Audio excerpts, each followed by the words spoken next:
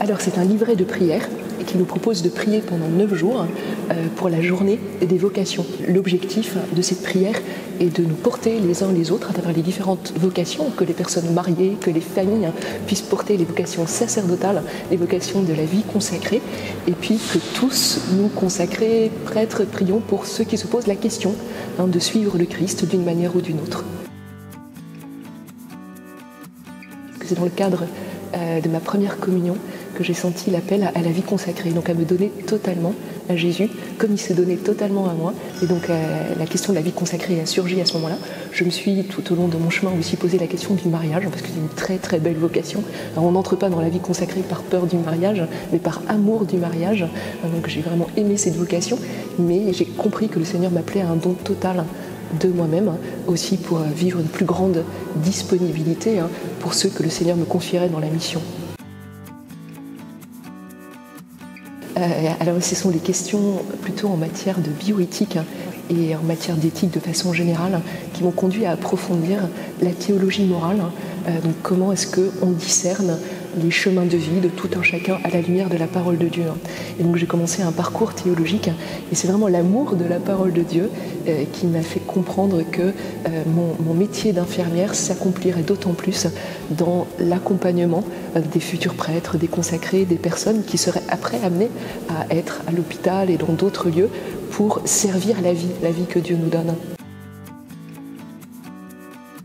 Donc je suis arrivée à Paris au moment de l'ouverture du Collège des Bernardins. C'est en exerçant la mission, l'enseignement de la théologie, que j'ai découvert l'amour que je portais pour le diocèse de Paris. Et donc j'ai découvert que j'étais appelée à y demeurer comme consacrée. Au départ, je me disais j'y resterai 1, 2 ans, le temps d'expérimenter un peu cette grâce de l'enseignement. Puis je comptais revenir en Belgique. Et en fait, le Seigneur a montré autrement à travers cet amour pour le diocèse de Paris.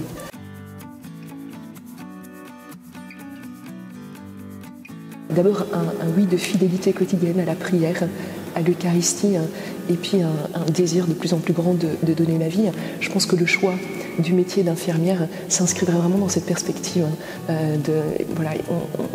On n'entre pas dans cette profession si on n'aime pas les gens.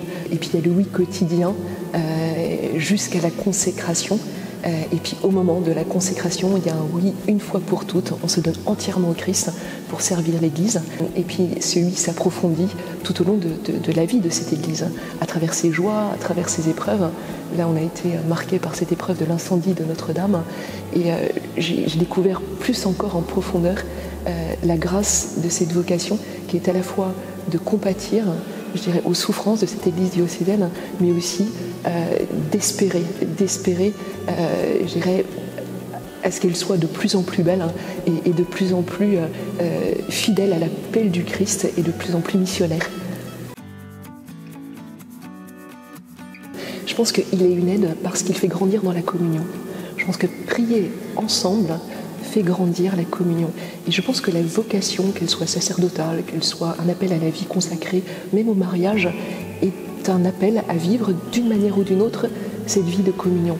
Alors cette vie de communion, elle est d'autant plus importante qu'aujourd'hui, l'engagement n'est pas évident, n'est pas facile.